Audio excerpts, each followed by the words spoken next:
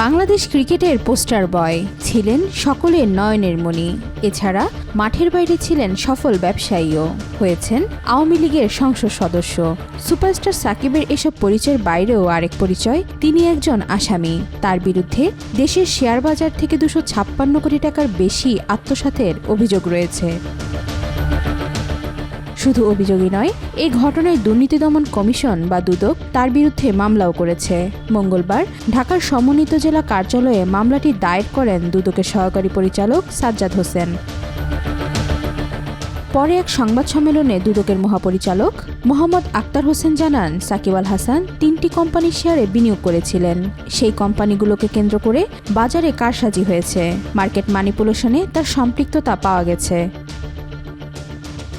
এদিকে মামলার এজাহারে বলা হয়েছে, আসামিরা পরস্পর যোগসাজশে অপরাধমূলক ষড়যন্ত্রে যুক্ত হয়ে ক্ষমতার অপব্যবহার করেন। পরিকল্পিতভাবে শেয়ার বাজারে নির্দিষ্ট কিছু শেয়ারের দাম কৃত্রিমভাবে বাড়িয়ে সাধারণ বিনিয়োগকারীদের প্রতারিত করে বিপুল অর্থ আত্মসাৎ করেন তারা।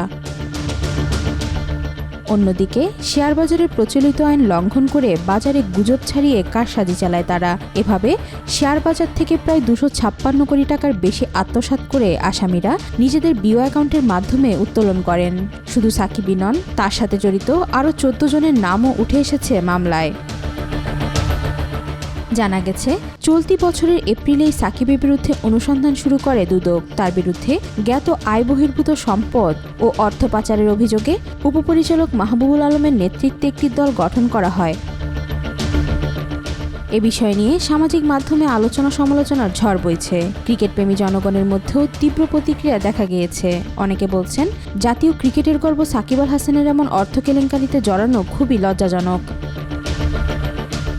সাকিব আল হাসান সহ অভিযুক্ত 15 জনের বিরুদ্ধে আইনি প্রক্রিয়া শুরু করেছে দুদক। এখন দেখার বিষয়, শেয়ারবাজার কেলেঙ্কারির এই আলোচিত মামলায় শেষ পর্যন্ত কি পরিণতি হয় বাংলাদেশের সবচেয়ে পরিচিত এই তারকার।